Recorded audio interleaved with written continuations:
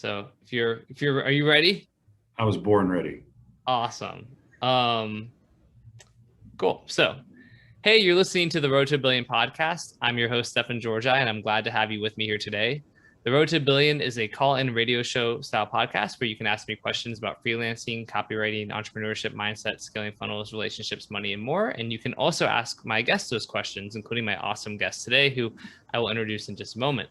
The reason for the name The Road to a Billion is twofold. One is that I've hit around $1 billion in sales, both for my own products and for clients, and because I want to make an impact in the lives of 1 billion people over the next 10 years.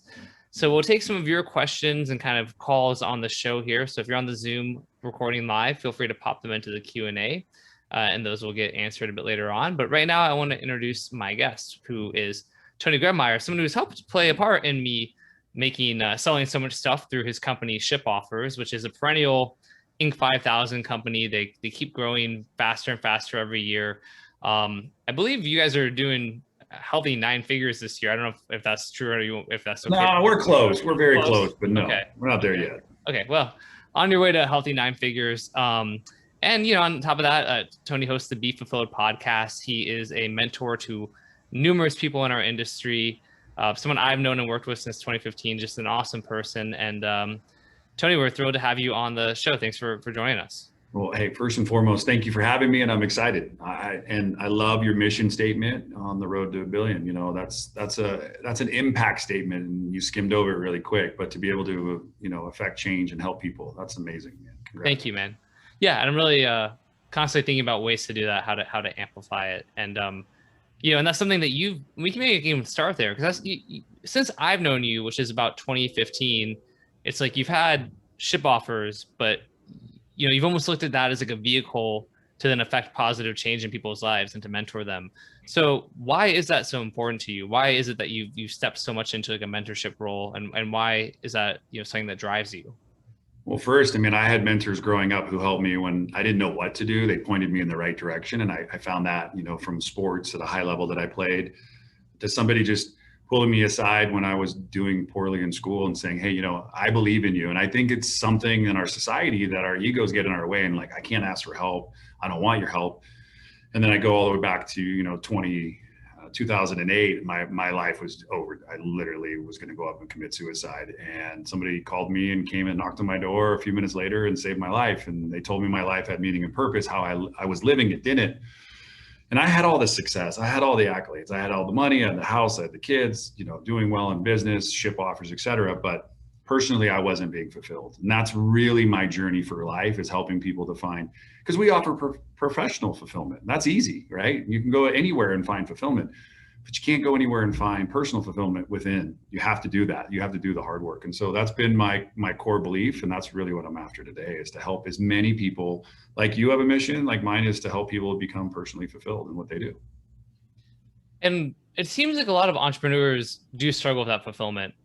Maybe it's because they equate, financial success with sort of, like happiness, and that's just not true. Do you feel comfortable going a little bit deeper onto like where you were at in 2008 and what was going on? Open book. You can ask me any question. Yeah. Cool. Yeah. So maybe set the stage. I know, you were struggling with substance abuse, right? Your marriage was in a tough place. Everything, like, had you always sort of, did that come as you became more successful, or do you always sort of had those demons, and that as you became successful financially, that then, the worst tendencies kind of got drawn out, or they were more enabled because of like the financial means and that sort of thing? I think you hit the nail on the head. So I don't really believe we change. I think we adjust. And so some people may say, hey, that's a change. I'm like, well, I'm always going to be an alcoholic, even though I'm not drinking, and I haven't had a drink in 12 years. Like, those tendencies to drink, if I end up in a bar long enough, I'll probably have a buzz. If I go to a barber, long enough, I'll eventually get a buzz. I'll sit there long enough, something bad will happen. So I have to surround myself with a lot of positive things in my life to help me. But in 2008, I was $1 million in debt every time I went to, was living in an apartment, separated from my wife. I'd go need more money. So I'd get a credit card application online, fill it out, get a decline in the mail. And it would just make me feel worse and worse as a human being. I'm like, what the heck happened? But here's the interesting thing. I modeled what I saw growing up. My dad was uber successful, you know, up and down, multimillionaire, lose it all, multimillionaire, lose it all. And I modeled what I saw. And I think a lot of us do that. And so it's really important to model about people who have longevity and success, not people you see instantly on like Snapchat or Instagram or LinkedIn or Facebook and showing you their nice cars in their life, because you only see what they want you to see. And it took a lot of work and a lot of hard times for me to get humbled enough to ask for help. And my mom was the person who helped me. She talked to me for 44 minutes on the phone, and I finally said yes, I needed help. And I was on 12/14 of 08. And then that night I called somebody and they helped me to get into the rooms. And on 12/15 of 08, I started my sobriety and my journey. And like I said, I haven't had a drink since. And so what really, really changed was the people I hung out with. And then I needed to make sure that people around me knew what was my demon and my dark side, so that, you know, you want people in your life who don't want you just to be fun one night and a bump on a log the rest. You want to surround yourself with people who are really helping you, and just like you're helping them to get to the next level. Yeah, that's awesome. So, you know, being sober for close to 13 years now, I guess, you know, I was saying it's interesting for me. I mean, you know, being personal here, it's like I talk about, there's times where like I'll have like a drink almost every day. And, you know, my dad was an alcoholic. He stopped drinking before I was born. They basically told him he was going to die because his liver was fucked up. And then he, you know, he made it for a good long period of time and then died of liver cancer, which was, I'm sure, related to the abuse from, you know, 20 years prior or whatever, 25 years prior. You know, I have periods where I'm like, I drink and like, I'm just like, yeah, that's great. Again, I wouldn't characterize myself as having a problem, but then there's times where I don't drink for several days and it's like, Jesus, my energy is better. God, I'm so clear-headed. I feel so much better. And then I get really tempted about like, you know, maybe like I should just really like not drink, right? But I guess, so I'm curious, maybe this is for me more than anything else. Like, you know, what are some of the, I'm sure it's still not easy. It never gets easy necessarily. I'm sure it's easier. I don't think about alcohol unless we talk about it. Right. And here's an interesting fact that I didn't know, but I learned, and I'm so grateful I did. And I have this statement that goes with it. We're all allotted a certain amount of drugs, alcohol, food, whatever. And then there comes a time when all of that's gone. And what I was doing was stealing yours. That's when I knew that it wasn't fun anymore. Right. You know, being $1 million in debt isn't fun. Being separated from your wife for almost 3 years isn't fun. Seeing your kids, you know, isn't fun. Everybody and their mother was trying to whisper into my wife's ear, my friend's ears, like, what's going on with Tony? My business partners didn't want anything. They go, well, maybe he'll come in today and do his work. So the question that I look at it like this is, I just have been more productive since I was able to name it and claim it and put it to the side. So I don't think about it, like really worry about it. I can hang out with everybody and get drunk. I just will leave a lot sooner than you will. And you'll wake up late the next day and I'll be up early and like ready to rock my day. Yeah. It was a personal choice. My wife likes to have a drink. Like my friends like to have a drink. I'm not a Debbie Downer on them or anybody. I'm just like, you do you, I do me. And I know what works for me today. It's like your car takes regular. I just choose to put premium in it.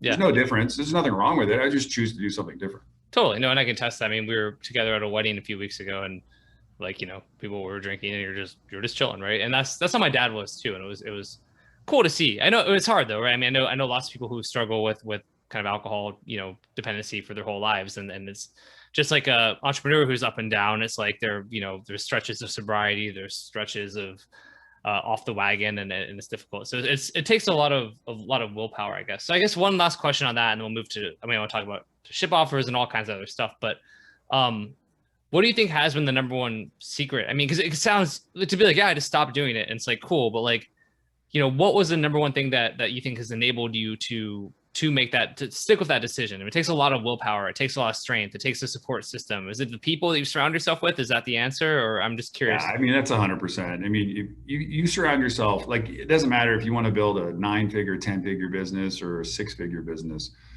It's hard to talk to somebody doing 3 figures and expecting them to like help empower you if they've never done it. So I just surrounded myself, like the guy who works with me, I had breakfast with him today. He's got 45 years of sobriety. Yeah. Right. So I'm not talking, there isn't anybody that's bad. Just, you got to find people who have what you want. And I went after a guy who had some time and I've modeled myself after what I see him do and how he leads his life, and his life's phenomenal. So to answer your question and to answer all of it, it comes down to community. I mean, that's why you're doing the show. It's community. You're bringing as many people as you can who want to jump on the road to billion and, you know, and get on the road with you and be there. I mean, that's all I'm about at the end of the day is like, I know that there's 7.4 billion people on this planet, and I want to help the ones who really want to help themselves get to that next level. And it can be business, it can be relational, it can be community, it can be anything. And as long as you have an ounce of willingness, I'll show up and I'll be there for you. Awesome, man. Well, I love that. Cool. So changing gears a little bit. I mean, ShipOffers is growing wildly. You guys just moved into. Did you officially move into that new space? We're about a week. We got furniture going in today. We're super excited. We bought a building during the time when people weren't buying buildings, you know, during COVID, and we just doubled down our efforts. And then we just secured 50,000 additional square feet of space and another facility. And we're just working on our kind of East Coast blueprint. And then I want to take over the world. That's my belief. They're like, let's go conquer. Because the world has now seen Amazon, and it's changed. You probably have noticed it with, you know, VSLs and things that you buy. People want it tomorrow, but they order it today, or they want it in 4 hours because they know a drone's going to deliver it. So changing the buyer's behavior is what I'm after from a shipping standpoint. And how do I do that? Yeah, and this new facility, the one in Colorado, I think you said it has something like 19 bays or 20 or 21, something crazy. 18 bays, man, which is most I've ever seen in any facility, and I couldn't be more excited. And it's a really funny story. The building that was in it previously was like an Ethan Allen furniture warehouse where they put furniture together and then go get it, you know, dropped off. And when we were having our son, our firstborn, my dad used to say, "Oh, I worked at an Ethan Allen furniture place. You know, maybe you can name him Allen." And my first kid's name is Ethan Alexander. And I just believe the universe works really, really well and put something funny into my life that lets me remember my dad in a funny way. So every time I get to walk into that building, I got to put a smile on my face. That's awesome. Yeah. And so I agree on the change behavior. It was funny. I was talking to him before we kind of went live. I was talking with Tony about how I'm having some energy issues right now. And one thing I was like, well, I've got some of the supplements I normally take here in San Diego where we are. I'm like, but I don't have the B12, and I've been taking B12. Maybe it's because of that.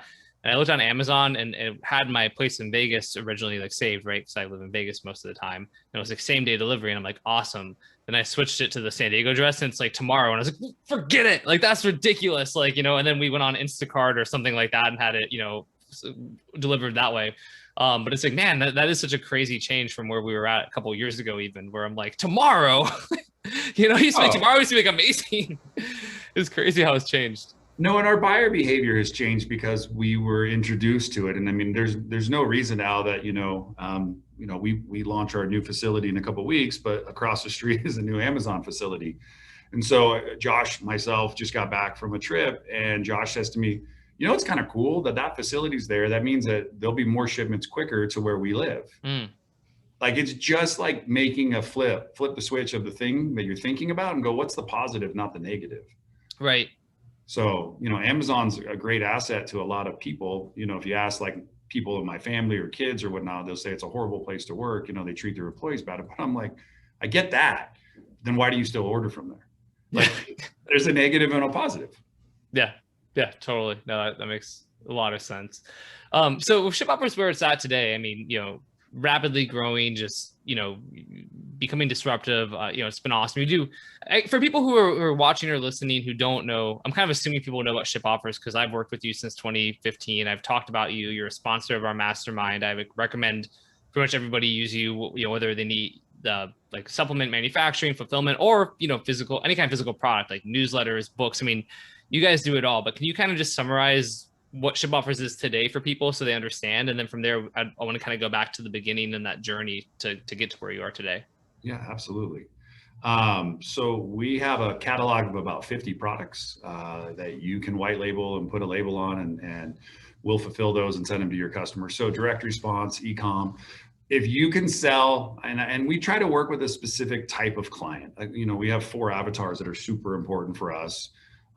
People who are good at selling. And I grew up, our first probably 15 years of our business prior to you and I meeting was a lot of like holding their hand onesies and twosies, and that became something that was a lot of work and it wasn't scalable. What's scalable is knowing your avatar and knowing the people that you want to work with, and then going out and finding those people. So today, you know, if it's, you know, ClickBank, if it's Buy Goods, wherever they may be, those people are out there and they already are running successful offers, and they're just looking for something different. So they pick our catalog, they find their upsells, they see what's next, maybe a trending product that we're using and launching, and they say, hey, you know, how can I get plugged in? So we give them the tools and the access, and we're kind of like a bank because we let you use our products and services and then pay us, not upfront. So traditional fulfillment and marketing is you're feeding a meter, and you're feeding that meter if it works or doesn't work. Well, you're paying us after that it worked. And so we become really appealing to a lot of people, and we're worldwide. We've been around 20 years. And one thing that I love about what we do is I think at the end, there's a million fulfillment companies, there's a million labs. We just care more than others. And that's something that, you know, you talked a little bit about me. That's what I preach and teach to the team. That's you have to care more at the end of the day, because somebody else is going to whisper in their ear and grab their attention and get them to move. And the reality is, if they provide a phenomenal service and you do what you say you're going to do, people will stay regardless, because they know at the end of the day, they're not going to find it any better. Yeah. I mean, ShipOffers like literally changed everything for me with my own first off supplement company, because I was paying for all my inventory up front. My fulfillment provider we were using was just someone I had randomly found through like a Google search. I won't name them. They're not like, most people wouldn't know who they are, because it wasn't even like, they're not in our industry. They just whatever. And so first of all, it was like, you know, as I started to scale my offer, that was a ton of money to put into inventory, right? I'm putting like $250,000, $300,000 like purchase orders in. You know, you get terms where it's half up front, half upon delivery, and you're like, okay, well, like that's kind of cool, but I still haven't actually sold anything yet. And you're still waiting 8 weeks to 12 weeks and 16 weeks in some instances right now in the industry. Massive lead times, like too. And so, yeah. And so that was like, you know, a huge chunk of my cash was going into there. And then I was at Ed O'Keefe's mastermind, and I talked about that. And he's like, well, why aren't you just, you know, working with like an on-demand provider, you know, like ShipOffers? And I was like, ShipOffers? And he's like, Tony's literally standing right there. Go talk to Tony. And I went and talked to you. And you're basically like one of my main formulas, which was like a, like not a completely custom, but I had taken, it was kind of half custom, but then you guys were like, basically had almost the exact same formula on demand. And like, you're like, oh yeah, we could just do that. And you don't pay us until we like, you know, until you sell it. And I was like, wait, that's a thing? And you're like, yeah, totally. And then I was like, oh my God, like, boom, massive game changer. And then on the fulfillment side, the company we were using before was like, they would make mistakes all the time, would get shipped to the wrong place, there'd be delays. They were like, you know, kind of messing up on the pick and pack stuff, like all kinds of issues. And then, I mean, I remember a guy on my team had a whole PowerPoint, the case against blank, the other fulfillment provider, because he hated them. He was in customer service, but he was so passionate about how much they were screwing our business. And then switching to ShipOffers, it was like the mistakes went away. It was like customers got their stuff on time when they were supposed to.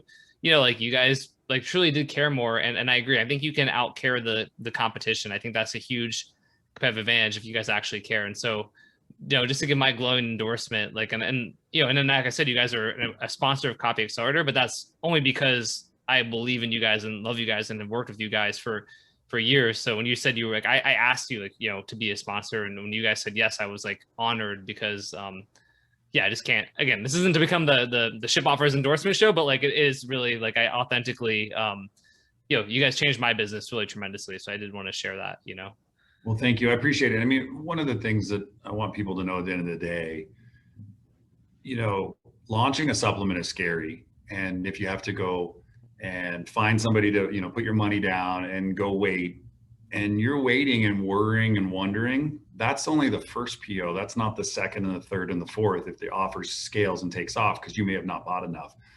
So the reason why, you know, Stefan and I became so passionate about what we do is I literally owned a fulfillment company, and then I had another company that I did work with.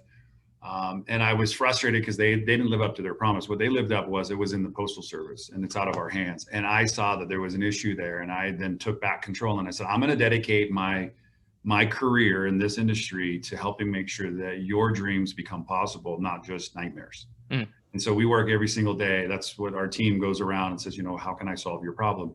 We screw up. We still make mistakes. So there's no perfect anything out there.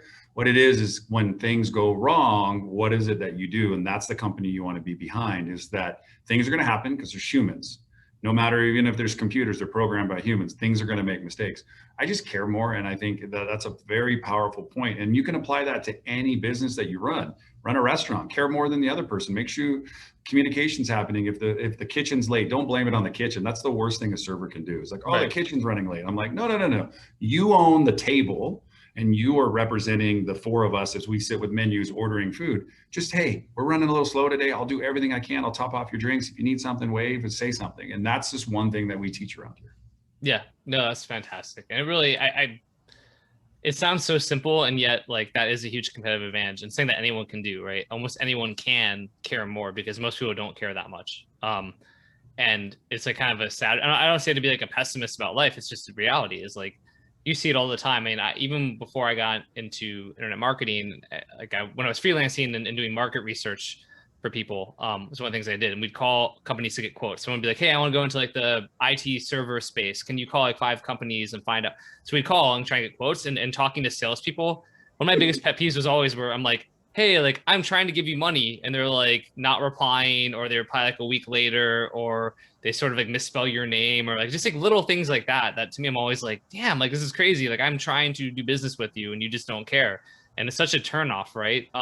Unless you have an absolute monopoly where like you're the only, which doesn't really exist, right? Like it's like, you got to care more. So I love that you guys do that. So let me talk, let's go back in time then. And by the way, just ShipOffers does do custom formulations too. The on-demand is a great place to start with. It's amazing.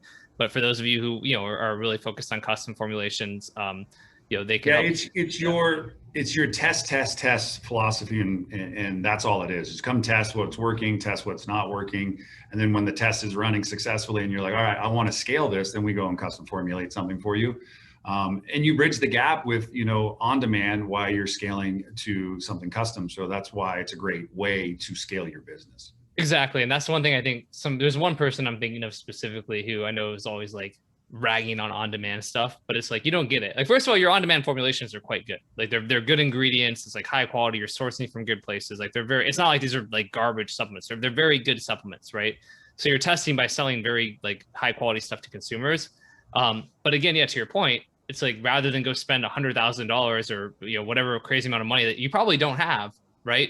Like most people don't have it. So you're gonna take out a loan, go in debt, all of that. It's like, you can put up a supplement offer in like a month and find out if it's working, and then then you can go from there. So it's I think sometimes people miss that. It's not like, no one's saying you should just only sell the stock formulations for like the rest of your life, but it's a great place to start. It's such a service to the market. And it just gives you scalable options. It's nice step 1, step 2, so you can flip it, you can back end it. I mean, there's just a lot of ways to grow a business when your cash flow's in your pocket versus like in a PO somewhere stuck and something goes wrong and they're like, well, it'll be ready in 5 more weeks. What are you going to do? Yeah. And I've seen that so many times. I mean, it's funny. From my experience, it's like, once I find someone I like working with, it's like, I like to keep working with them. But, I'll see it with, I guess in the health side, like with like manufacturers, you see it with merchant processing, you see it with like traffic. There's certain things where I know that ShipOffers works, right? And then I'll be working with somebody and they're like, we're going to use this other solution instead. And then it breaks. And you're like I could have told you this was going to happen, because there's very few people or companies that can back up their talk, right? It's very easy to make promises. It's another thing to fulfill on those promises. And, I've just always seen that with you guys. So, but let's go back in time to like when you were, so how did ShipOffers start then exactly? You've been with your partners for quite a while, right? I'd love to get to the origin story of that. That's awesome. Yeah. So it was crazy. I was in Idaho yesterday, and one of our original founding partners, he was in for like 6 weeks, moved to Idaho, and I've kept in touch with him over the years. We were partners in our previous company. And so I ran into him yesterday, and Josh got to sit at the table. It was so cool. And Josh got to hear all our old stories and all the things that we had done. And I mean, I'm not claiming that I helped to start the male enhancement industry, but I'm definitely one of the people responsible for the growth of the male enhancement industry. So I've been around this business since '96 or so, online selling. And so, from driving traffic, selling stuff online, the origin story is on October 20th of 2000, I decided to walk away from a previous company that I was a partner in and decided to journey down kind of doing my own thing. A couple guys came and jumped on that ship, and we launched our company as I5. And in 2001, we formally got, an office. But between October and, let's say, February 23rd, this business launched in my garage. So I like to classify it like, hey, just like, Amazon and Apple and all these other businesses, we started in a garage with a healthy idea. And at the time, we'd sell 2,000 to 3,000 orders a day. There was email marketing and other stuff going on. And I'd run around looking for stamps at the post office, licking stamps to put them on manila envelopes, and dropping products into the post office. And we scaled, and eventually got to the point I'm like, I can't do this anymore, man. I can't lick 2,000 stamps a day. I mean, it's fun and all, but at the end of the day, it just doesn't work. So we formed a small little company, I5, and got about 2,000 square feet of space in Van Nuys, California. And we moved there, and we kind of started that process. And about 6 months in, a gentleman came to our company and happens to be here today. And he is our operations manager for all the warehouse. So he's now grown into having almost 100 employees running around his team. But he started, and he has had a chance to grow up with us over the past, 20 years. And through that whole process, we went from selling online, doing a decent job at it, but realized that probably wasn't our sweet spot. What our sweet spot was, is what I mentioned earlier, just taking care of the customer and figuring out how to do that. So for the first 10 years of our business, we would sell online and do a lot of wholesaling and white labeling. And then we got stuck in the eBay world, man. Got stuck in the onesies and twosies, and sell something for $6, and somebody calls you up and goes, he's selling it for $605. And I'm like, well, then what are you gonna do? He's like, I'm gonna sell it for $604. And then that whole game went back and forth. And about 2014, 2015, we threw our hands up in there and said, no more onesies and twosies, no more people calling us up and buying small little orders.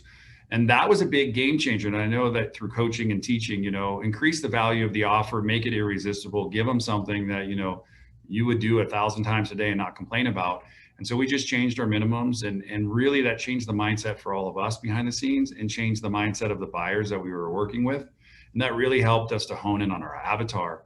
And then from 2015 till today, it's just been one of those kind of up and down deals, because the market shifts and changes. What's hot today is gone tomorrow. And so we realized we needed to hone in even more, and we're constantly in test phase. There is no straight line in being an entrepreneur or a business owner. It bends and curves, and sometimes it puts you in a ditch. But the most important thing that we've seen over the last, I'd say, 3 years, is just clear vision. Being very clear on who you serve, how you want to do it, and then getting people on your team to align with you. And so since 2018, it's been nice, man. We doubled 100% last year. 100% growth in a uncertain time.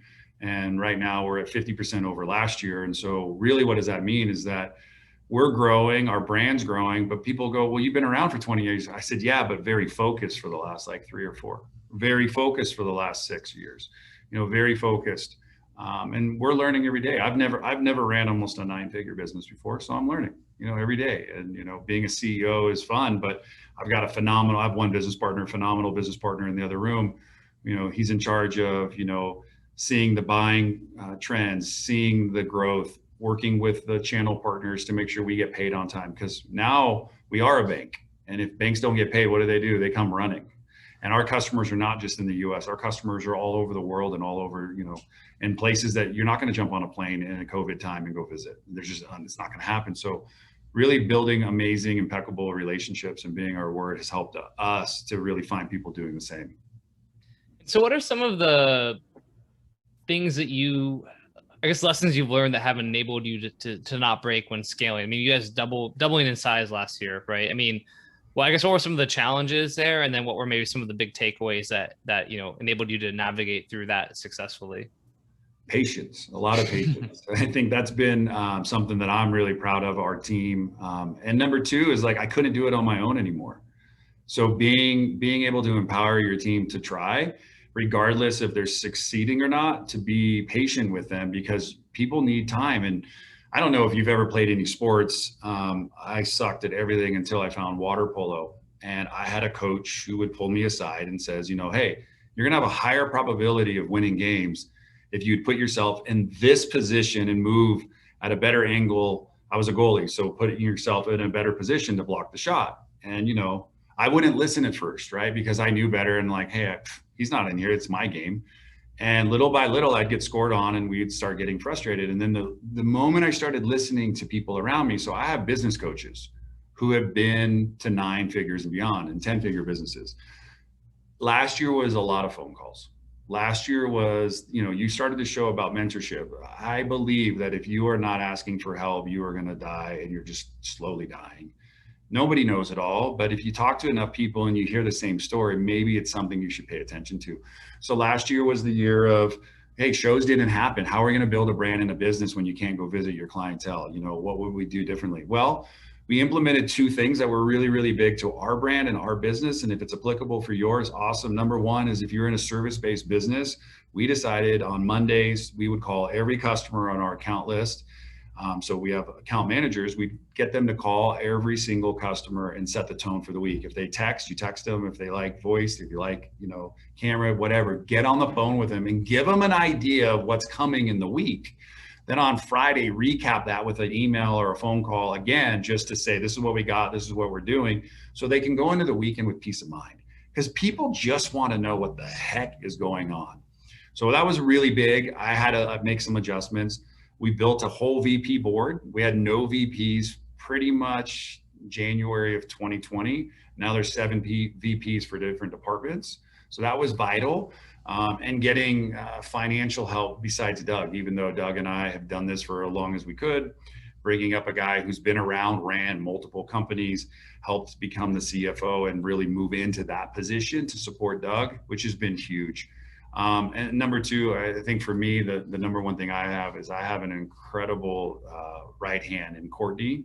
Courtney has really helped me to take my brain, dump it down on the paper and execute way faster, because I'm the bottleneck in everything I do. I don't know what you would say about that for yourself, but wherever I go, usually there's something that I'm going to mess up because I'm trying to do too much. And she helps to juggle all of what I do. She's usually on every call. I'm surprised she isn't even on this call right now. She's usually just taking notes because I'm saying stuff and she's like, oh shit, he just said this. We need to go implement this. We need to go do that.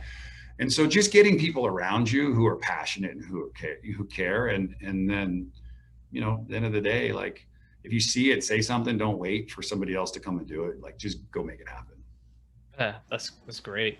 When I went on your podcast a month or so back, and you were like, I've got my list of things that I need to do today. And then once I do those things, I can go play on my ranch, because you recently bought a ranch. Was that Courtney who gave you the list, or was that somebody else? Yeah, like everything that I do is punched through so nobody can put time on my calendar except for me today. All my time has already been allotted.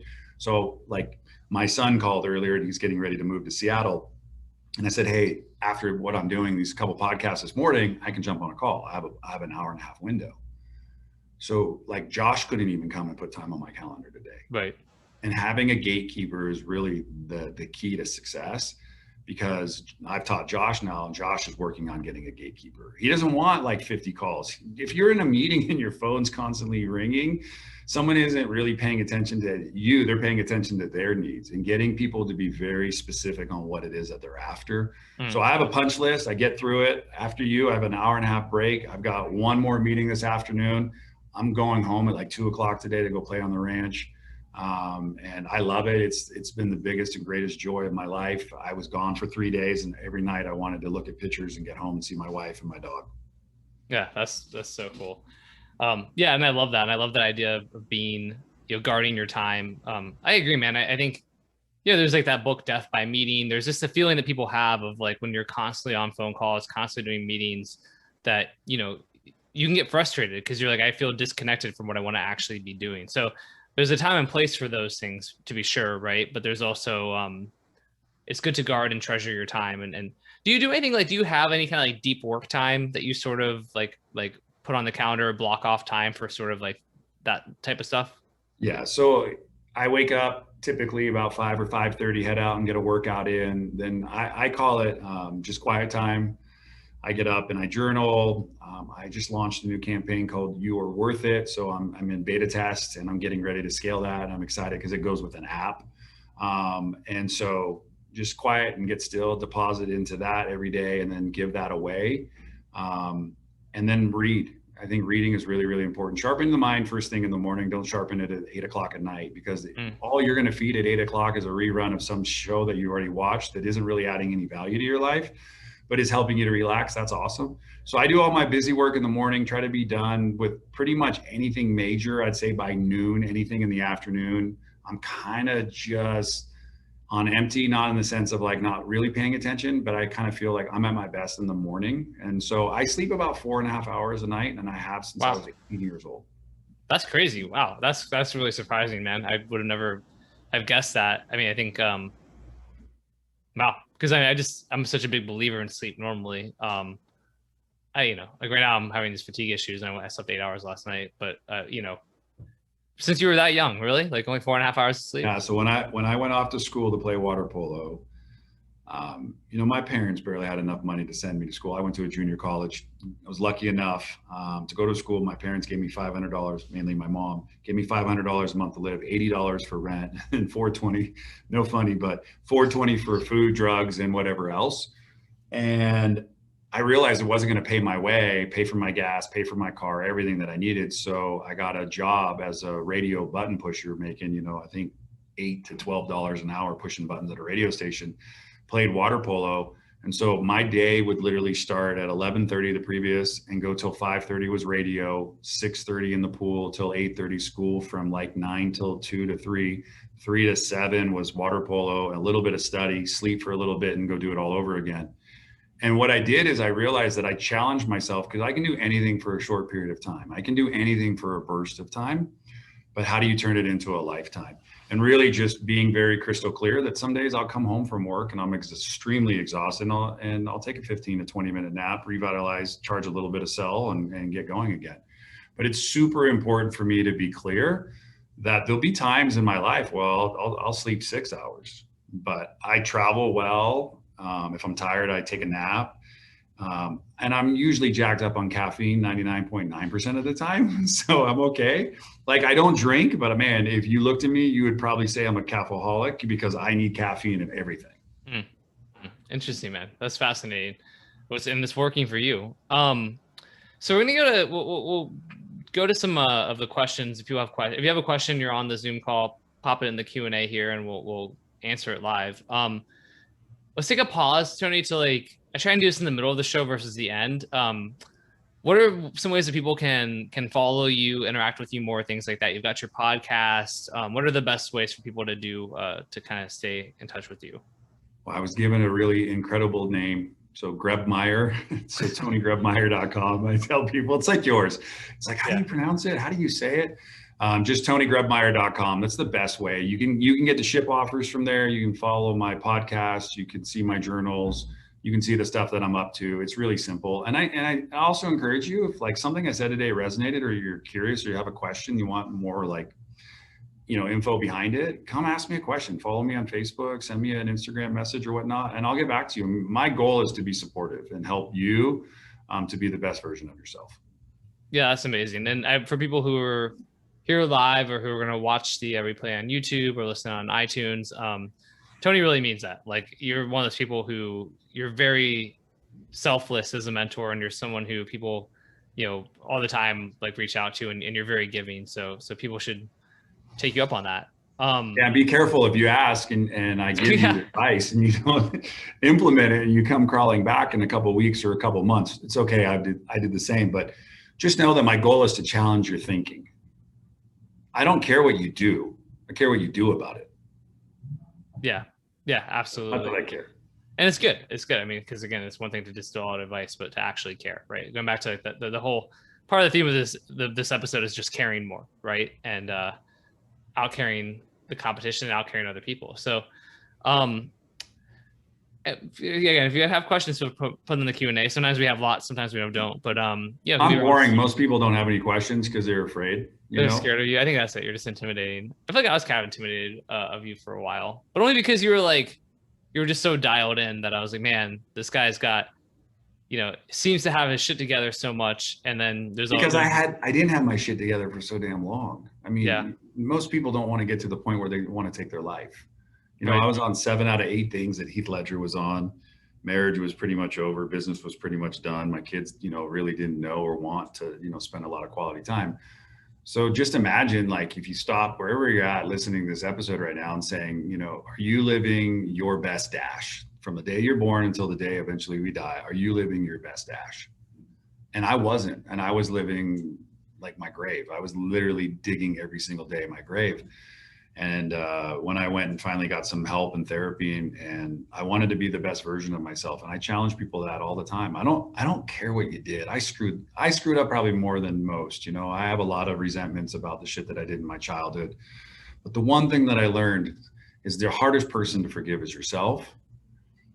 Well, I will tell you, my business partner, I don't know, we were in a meeting 6 months ago, and he goes, I finally understand all the personal development. It finally hit me.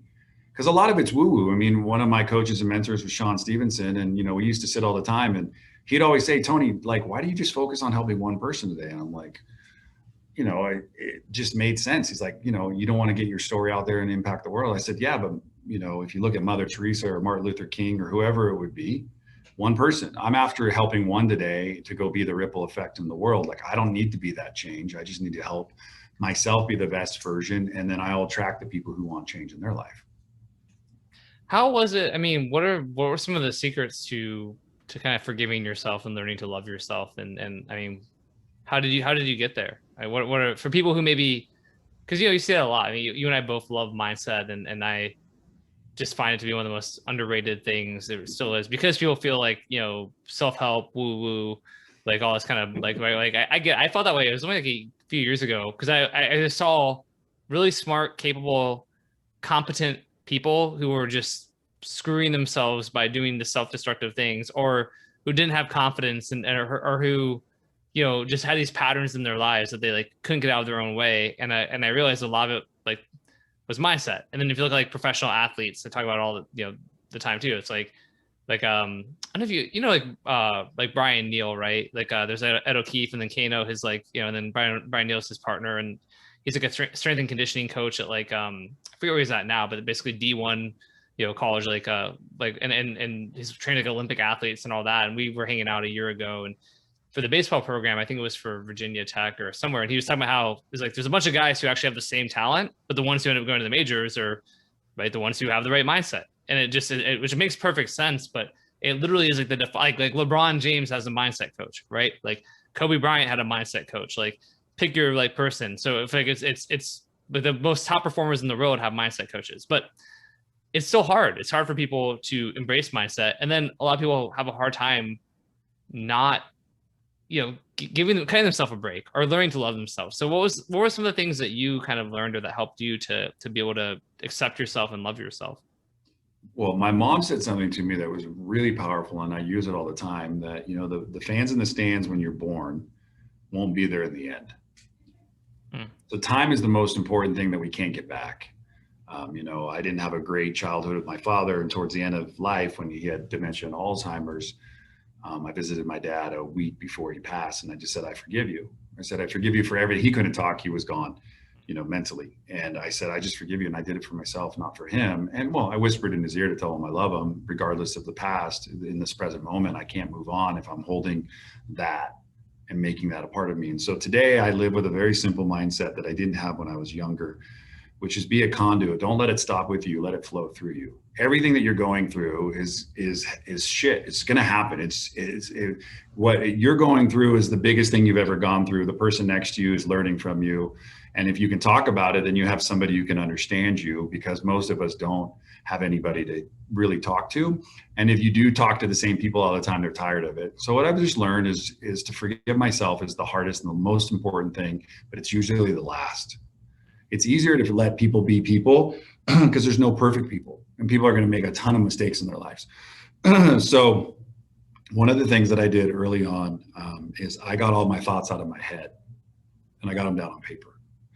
And part of the Be Fulfilled journal and its kind of creative process was to transfer your thoughts from where you're at and what you're up to getting it down on paper. And then when you could see it, you realize, man, I've been making a lot of crap out of a little problem.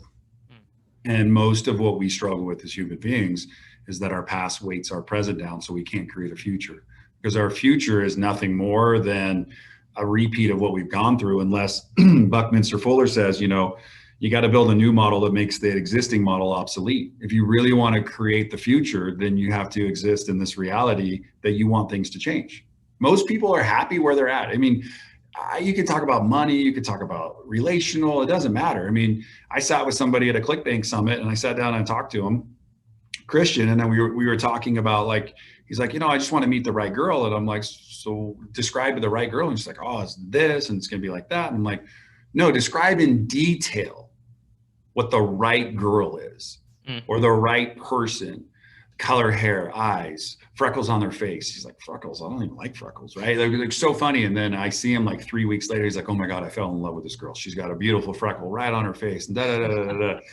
And it's because we got clear of what we wanted. Most of us carry around just some idea and a vision. We don't know what we want. And so we're complaining all the time about, well, this happened, it keeps happening. I'm like, well, get clear about why you don't want it to happen. So pen to paper, put it down, say what would happen, pros and cons. And next thing you know, you have clarity, and now you can go actually and solve the formulation. It's why you see people with Rubik's Cubes. They can solve them with their eyes closed because they know how to do it.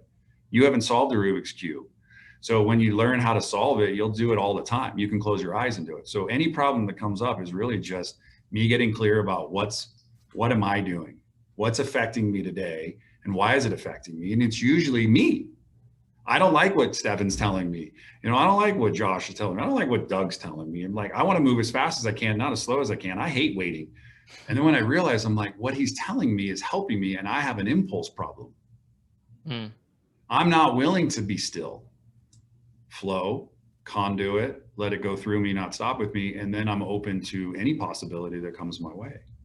And so forgiveness was the thing that I learned. And, I've done enough work with enough people. I've probably coached well over 1,000 people to get over anything that they're going through. And I can tell you, out of about 1,000, only about probably 500 of them actually have decided to do something about it. The rest will just talk about it. It didn't work because they didn't want to do the work. That's all that D1 coach said. Right. The ones who want to get to the next level are willing to do the work. Yeah. Not everybody will. So don't be mad. Just be understanding that not everybody is you. Yeah. And I have a hard time with that because I want to hire and bring on the best people on the team. And my business partner will say, well, not everybody's going to be like you. And that's hard because the company would not work if there was a bunch of me's running around. Yeah, absolutely. It's so one interesting anecdotal thing too with the athletes is I just saw this, but I think it might be powerful for some people is I own like a small percentage of a sports agency, right? I have I own 5%. We have some players in like the NFL, players in the majors, stuff like that. Like Austin Eckler is one of our clients. He's like the starting running back for the LA Chargers, people like that. But like we have one guy in the minors for baseball who's a very super talented player. And I was talking to the majority owner about this, like, a few months back, and he was talking about how the guy's attitude got really bad. I'm like, well, what do you mean? He's like, well, he's constantly like complaining about everything. It's like, well, like this person got called up and I didn't, or they're not, they want me to do this. Or like the guy was like, basically, so his mindset got really shitty. Right. Which immediately I was like, oh, it's a mindset problem. Like we need to hire like a mindset coach for this guy. But what was so interesting is the partner in the business was saying how he would talk to somebody and like he had a call with somebody, like a front office executive for like a major league baseball team. Right. And the guy was like being like really like kind of mean to like my friend, the main partner in the business. And my friend was kind of, hey man, like what's going on? Why is there all this like animosity towards me? And the executive was like, you know what, man, you're totally right. I'm sorry. Actually, honestly, it's because of this player. He's like, he has been so negative that now he's like, I find myself like actively rooting against him. And like, so are other people in the organization. It's like, we're actually just actively rooting against this guy. Like we can't, cut him because we signed him and paid paid him a good amount of money. And he's like, but like, I think we're all like actually want this guy to fail because of like, and it was wild because, right, that's how your negative mindset can become a self-fulfilling prophecy. It's not just for you, but it's, you can create an environment where other people are now actively rooting against you as well. And it just was really, I guess, kind of profound to think about that, because it's like, it is within yourself, but it has ripple effects too. And by the way, the good news is this player has basically had to come to Jesus and figured out his mindset stuff, and he's doing a lot better. But super talented, like literally one of the most talented people we have, right? Could easily have like a 10, 15 year career in the majors, right? But like this close to just totally fucking it up forever. And it was purely like a mindset thing. So it's just fucking fascinating. I like the way I've learned it. I wrote about it in my journal. that everybody in front of them has life's dumpster, and everything, the good, the bad, and the ugly, all the crap we've gone through is sitting in this life's dumpster, and we push it into everything we do, right? So if it's filled with negativity, you're going to push negativity into everything. So your loved ones, your agent, your friends, whoever is on the other side of it, and your goal is to walk around it as fast as possible once you acknowledge it, because it's only a blind spot once. After that, it's a choice. And so we're choosing those things instead of like acknowledging, whoa, maybe I need to do something about it. So I teach and help people to get to the other side of life's dumpster, but we ain't moving from life's dumpster. We're just going to turn our backs for a second and visualize what the future could be if there was nothing in front of it. The life's dumpster is behind you, and your job, like mine, is to help you recycle it and get the good stuff out of it. Because what was negative today could be a very positive and helpful tool for you and others in the future. My message is really my mess. It's the most powerful teacher I have to help people today, is because I've learned all of these experiences and have gone through so much stuff. I mean, I have a lot of adversity that I don't talk about, just a lot of stuff that has helped me. I mean, I played at the highest form next to playing in the Olympics for water polo, right? I blew out my knees. I came to the Olympic Training Center. You know, I had a prophecy when I was 17 years old and got a fake ID that I said I was going to live in Colorado. And I put the name down on my ID my fake ID was alcoholic. I wasn't even alcoholic. It was just weird, but like, you be careful of your mind, because your mind's going to bleed into a lot of things. So if you can get over this shit as fast as possible, the belief and truth is, I'm so grateful that I've got an amazing wife, first and foremost. Like, my wife helps me to see my blind spots and helps me to be the best version of myself. And so, you know, I got to, like, you know, I went through the darkness, but I fixed my marriage.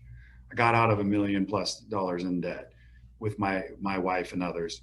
I'm grateful that I'm not in that situation. I went and turned a 5-figure business at the time, just did a little over 40 million last year, up from 18 million previous year.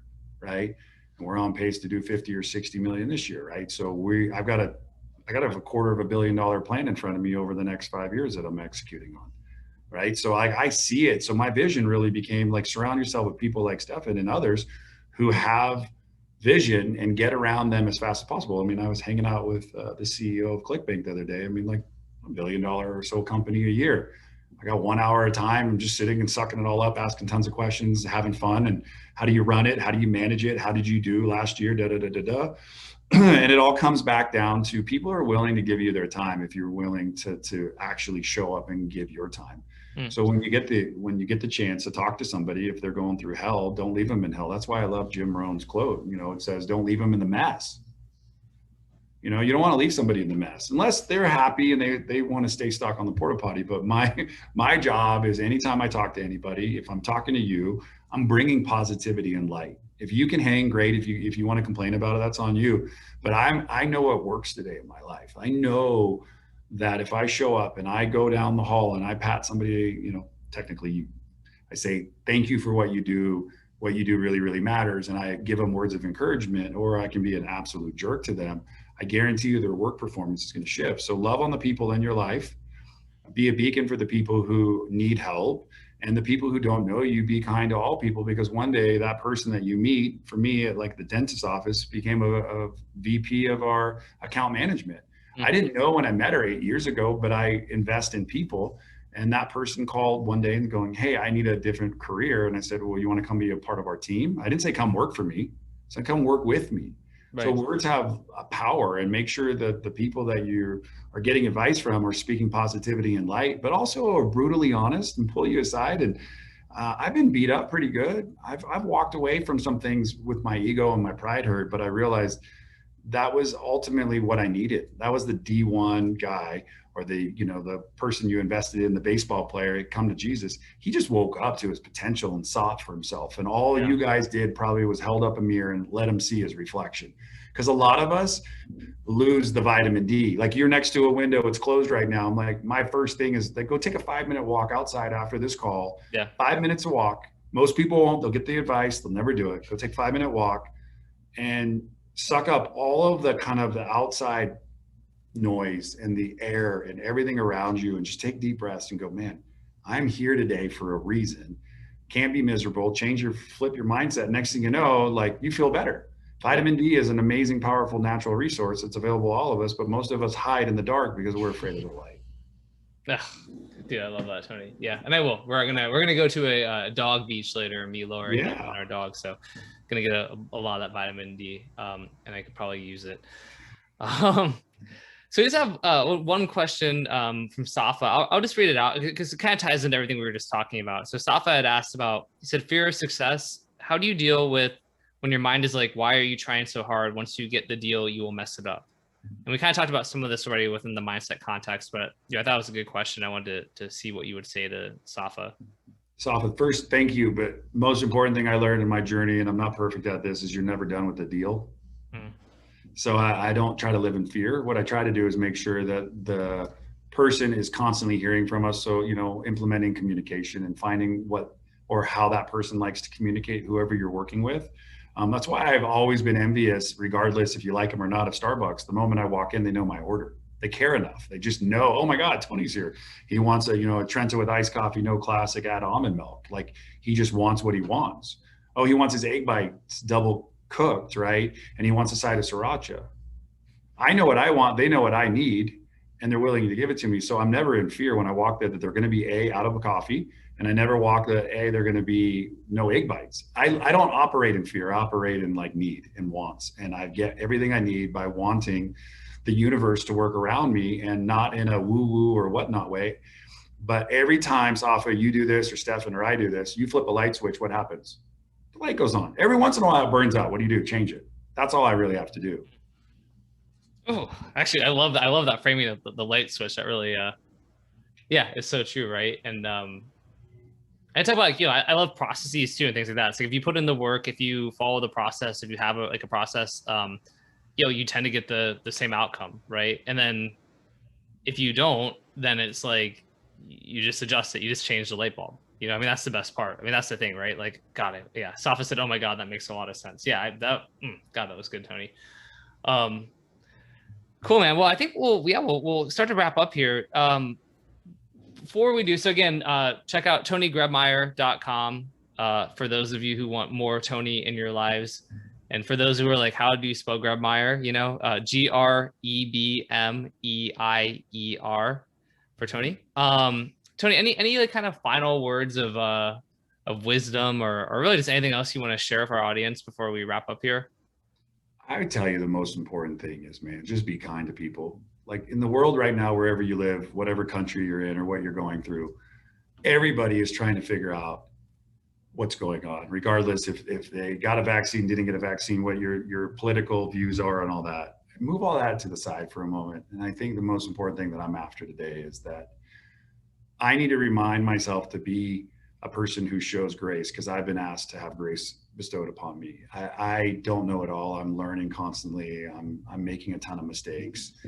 As long as you communicate and you truly mean it and you really are willing to change, I think the world will change around you, and you'll start getting what I believe we all want, which is just love. I really do. You're going to go walk to a dog park, let your dog walk, hang out with your wife and child. You're going to go have fun. You're doing it because you want to be around people you love. Yeah. Well, right now, if you walk into a restaurant and anywhere in the world, there's a mask, no mask, your wait time. Why does food take 45 minutes? Just show grace. We are all trying to figure this out. I believe we won't be back to kind of some good routines in our world and our society for several years, because there's going to be all those people that are politically going to make it worse. There's going to be these people who are blaming everything on a conspiracy. I'm like, all that shit is waste of energy and time. Just show love and be kind to those around you, and watch how the world is kind and loving to you. That's awesome. That's great advice. So thank you, my guest, Tony Grebmeier, again. For everybody who joined us live on Facebook Live or here on Zoom, thank you for dropping in. For those of you who watch on YouTube, make sure you leave a comment, hit the like button, let us know what you thought of this episode, any big takeaways you had. On iTunes, make sure you are subscribed. And if you enjoy Road to a Billion, leave a review. It would be amazing. Other than that, we will be back next week, and we'll talk to everyone then. Thank you again, Tony. Really appreciate it. Thank you.